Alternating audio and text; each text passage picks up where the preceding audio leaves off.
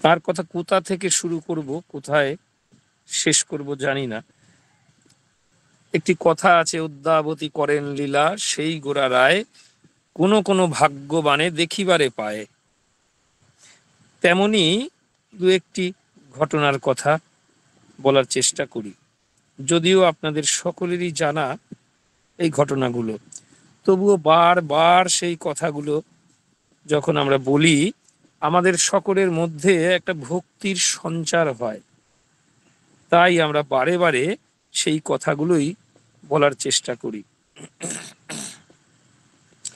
ব্রজগোপাল দত্ত রায়ের লেখা একটি বইয়ে পড়তে পড়তে এই ঘটনাগুলো পেয়েছি। যদিও আগে অনেক ঋত্বিক দাদাদের কাছে গল্পের মাধ্যমে, আলোচনার মাধ্যমে এই ঘটনাগুলো শুনতাম, আর যখন পড়লাম তখন আরো বিশেষভাবে ঘটনাগুলো বোঝার চেষ্টা করেছি। তারই দু একটি কথা আপনাদের নিকট প্রকাশ করার চেষ্টা করি। আপনারা জানেন, সস্তর্ঘ ঋত্বিক সংঘ সহসভাপতি ছিলেন পরম শ্রদ্ধেয় শ্রীযুক্ত সুশীল চন্দ্র বসু দাদা।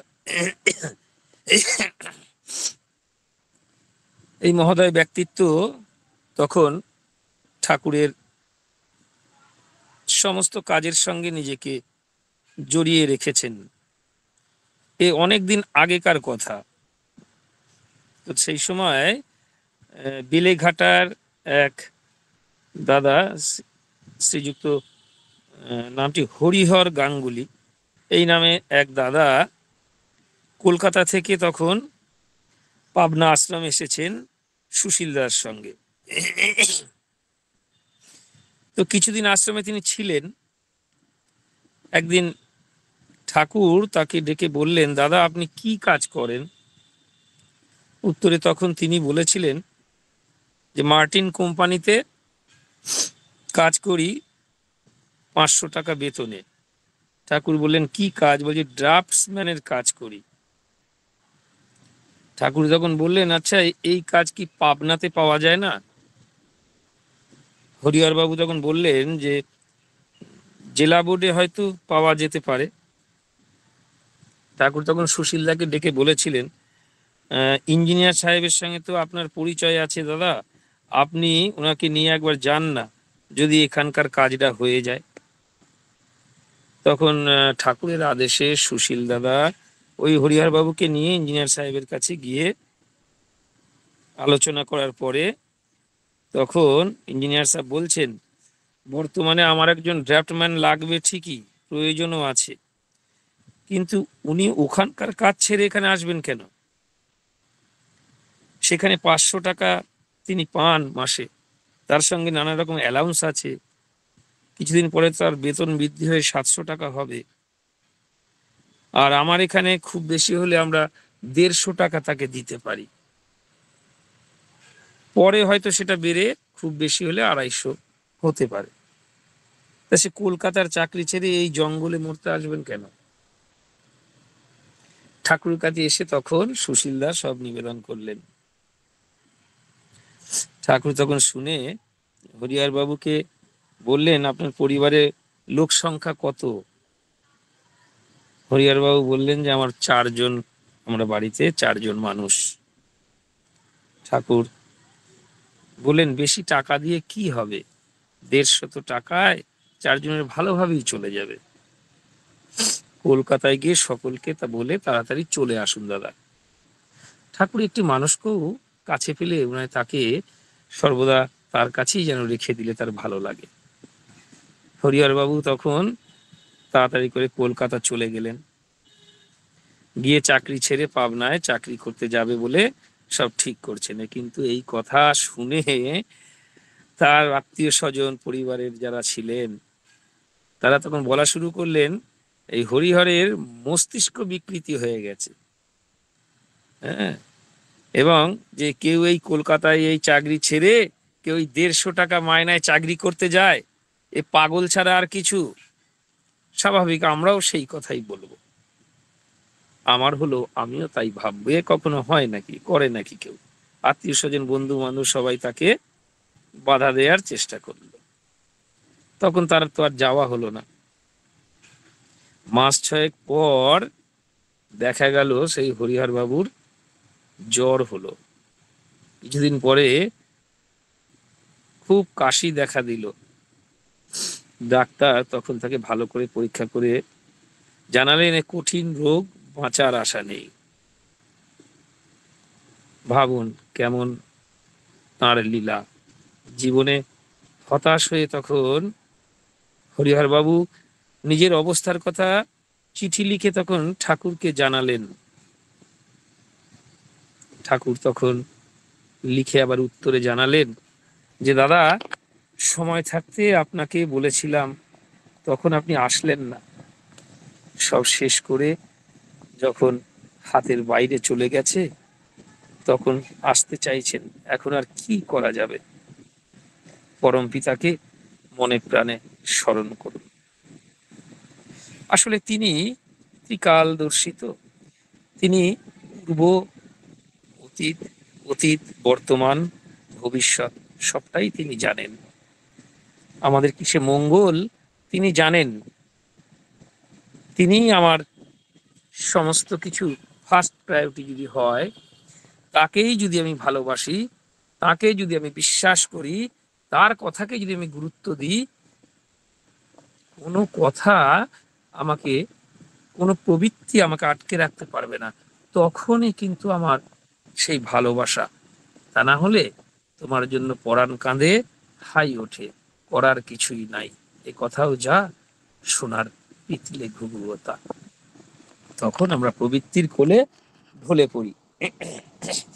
আরো একটি ঘটনা আপনারা জানেন, তার এই বিচিত্র লীলা।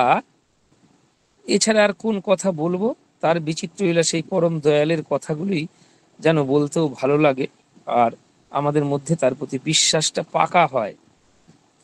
আপনারা জানেন আরো একটি ঘটনা, সেটা হলো ঠাকুরের আরেক বিশেষ ভক্ত, যদিও তিনি আগে ঠাকুরের কাছে তো ছিলেন না, ঠাকুরেরই প্রতিবেশী, সেটা ছিল নাজিরপুর গ্রাম। তো এগুলো আমার উপলব্ধিতে তেমন নাই, তবে শোনা বা বই পড়ে যেগুলো জানা আছে এগুলোই আপনাদের কাছে ব্যক্ত করা। তো নাজিরপুর গ্রামে তারই প্রতিবেশী নিত্য সঙ্গী ঠাকুরের, তিনি হচ্ছেন শ্রীযুক্ত দুর্গানাথ সান্যাল। তো তিনি কিছুকাল ধরে জ্বরে খুব ভুগছেন, পেটের রোগ, কঠিন আমাশা। পাবনা একটি, আমার একটু ফোন ঢুকে গেছে একটুখানি, হ্যাঁ। তো পেটের রোগ, তার রোগ আর উপশম হয় না। তখন আত্মীয় স্বজনের কাছে, তার পরিচিত তাদের কাছে পরামর্শ অনুসারে সে কি করলো না, বৈদ্যনাথ ধামে, বাবা বৈদ্যনাথের কাছে হত্যা দেওয়ার জন্য সে দেওঘরে রওনা দিল। সেখানে তিনি গেলেন। সেখানে তখন ওই রোহিণী, যেখানে আমরা নাবি জসিডির আগের স্টেশন, ওই রোহিণী রোডের একটি লজে ঘর ভাড়া নিয়ে তিনি আছেন, আর প্রতিদিন ওই বৈদ্যনাথ ধামে হত্যা দিতেন। রোজ সকালে বিকেলে বৈদ্যনাথ ধামে হত্যা দেওয়ার সময় আবেগ ভরে তার কুলগুরু ছিল, তার নাম জপ করতেন। তখন ওখানে ওখানে একটি বালানন্দ আশ্রম ছিল, তার প্রতিষ্ঠাতা হলো বালানন্দ স্বামী। সেখানে যেতেন তিনি, তিনি বলছেন তার জীবনের কথা, তিনি বলছেন আর কি। সেখানে যেতেন আর রোগ মুক্তির জন্য মনে মনে প্রার্থনা করতেন। কিন্তু আমাশার রোগ আরো দিন দিন বৃদ্ধি পেতে থাকলো, ক্রমে তার শরীর ফুলে উঠছে। তখন তিনি ভগ্ন হৃদয়ে হতাশ হয়ে বৈদ্যনাথ মন্দিরে হত্যা দিয়ে বৈদ্যনাথের কাছে কাঁদতেন। একদিন হঠাৎ রাতে তিনি মানে স্বপ্ন দেখছেন, যেন তার কাছে দীর্ঘকায় এক গৌরবর্ণ ভদ্র বেশ পরিহিত সেই উপবিদধারী ব্রাহ্মণ তাকে এসে বলছেন, স্বপ্ন দেখছে, ভয় নাই, তোর এ রোগ বাড়ির কাছে ঠাকুর অনুকূল চন্দ্রের কাছে যে নাম করলেই সারবে। পরের দিন প্রাতে তখন তারই যে গুরু, দেবীপ্রসাদ পান্ডা তার গুরুর নাম, তার কাছে তিনি জানতে গেলেন এরূপ বৈদ্যনাথের স্বপ্নাদেশের কথা, তাকে বললেন। তখন সে ফিরে গেলেন, বাড়ি নাজিরপুরে ফিরে গেলেন। বাড়ি গিয়ে তখন পরের দিন শ্রী ঠাকুরের কাছে দেখা করতে যাবে আর কি। তা পথে তখন অনন্ত মহারাজ, ঠাকুরেরই আর এক সঙ্গী, তার সঙ্গে, তারই আবার সঙ্গে রয়েছে আর একজনা রয়েছে, কি নাম ভুলে গেলাম, কি আরো এক অন্নদারায় মহাশয়, হ্যাঁ, তার সঙ্গে তখন দেখা। তারা তখন কাশীপুর গ্রামের বাড়িতে, সেখানে এসে তাদের সঙ্গে দেখা হয়েছে, ঠাকুরের কাছে নিয়ে গেলেন। তখন ঠাকুর, তখন ওই অনন্তনাথ আর ঠাকুর তখন ওইখানে বসে চিড়ে আর ওই খাগড়াই দিয়ে খাচ্ছে আর কি।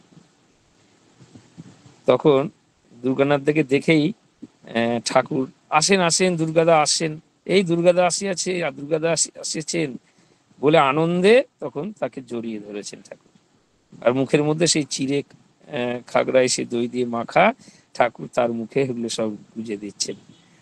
হ্যাঁ, তখন এইটা দেখে অন্নদারায় যিনি ছিলেন আর কি, তিনি তো জানেন, তিনি বলছেন, এই এই তোরা কি করছিস? সেটা দুর্গাদার কঠিন আমাশায় রোগে তার শরীর ফুলে মরতে বসছে, আর তোরা এই চিড়ে খাগড়াই খাওয়াচ্ছিস, তোরা ওকে মারবি নাকি? তখন তার ধমক খেয়ে তারা বিরত হলো। ঠাকুর তখন অনন্তনাথের বাড়ির দিকে চলে গেলেন। তখন ওই নাজিরপুরের বাড়িতে একদিন বিকেল 3টের সময় আর কি ঠাকুরের কাছে গেছেন। তা সেখানে ঠাকুর বলছেন, ওর এরকম রোগ কেন মা জানিস? মাকে বলছে ও না খেয়ে, না খাওয়ার দরুন এইরকম রোগ হয়েছে, ওকে ভালো করে খাওয়া লাগে।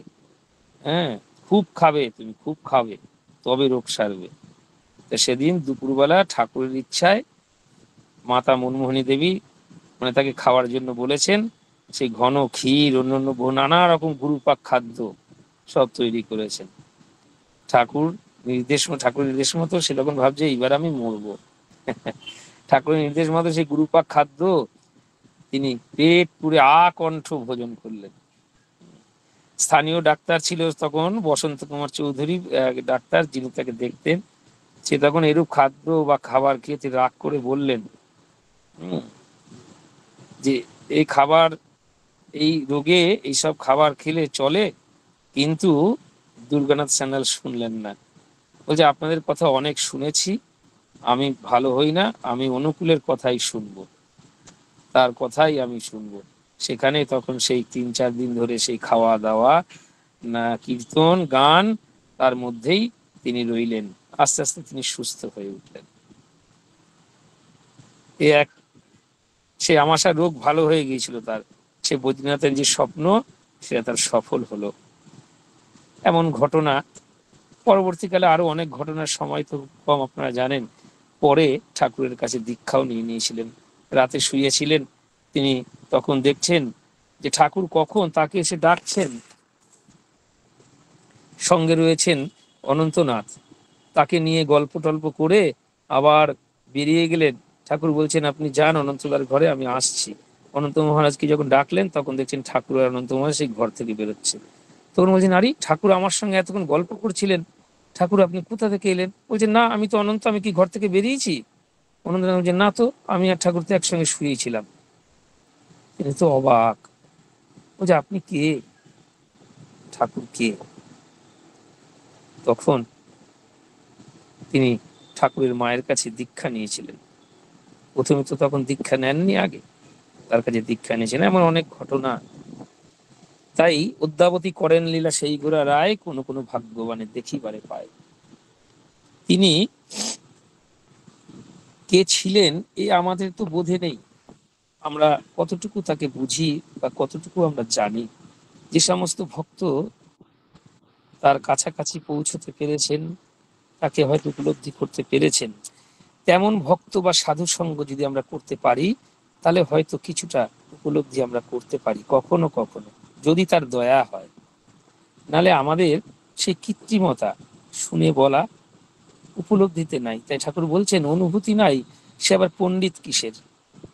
পরিশেষে এইটুকুই বলবো, আপনারা সকলে জানেন ৫৮তম শুভ জন্মতিথি, শুভ জন্মোৎসব পালন হয়ে গেল দেওঘরে মহা সমারোহে। লক্ষ লক্ষ ভক্ত সেখানে কত আনন্দের সঙ্গে আমরা দেখতে পাচ্ছি। যারা আমরা গেছি, যারা দেখেছি শুনেছি, সেই যেন স্বর্গস্থান।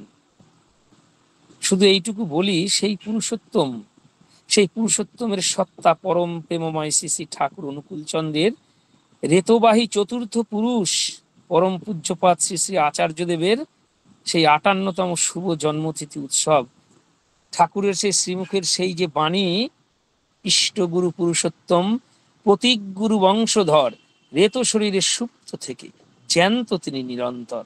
তিনি আজও আছেন, সূক্ষ্ম শরীরে আছেন, আচার্যদেবের মধ্যে আছেন। আমরা তাকে দেখতে পাই না, আমাদের এই জড়চক্ষু দিয়ে তাকে আমরা দেখতে পাই না। আমরা প্রবৃত্তির বশে চলি, আমরা যাই করি না কেন, আমরা নাম চাই, যশ চাই, আমরা চাই আমাকে সবাই দেখুক, আমাকে সবাই জানুক, মানুষের চক্ষুর আড়ালে যেন না হয়, কাজটা আমি করেছি মানুষে জানুক।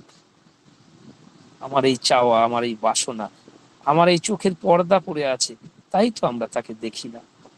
বর্তমান আচার্যদেব ভূমিষ্ঠ হওয়ার পর শ্রী শ্রী বরদা নিজেই বললেন, ও তো বাবাই, মানে ঠাকুরের মতো দেখতে আর কি। সৎসঙ্গীরা বাবাই দাদা বলেই সম্বোধন করতাম, আমরা সবাই তাকে বলতাম। তিনি এখন আমাদের আচার্যদেব।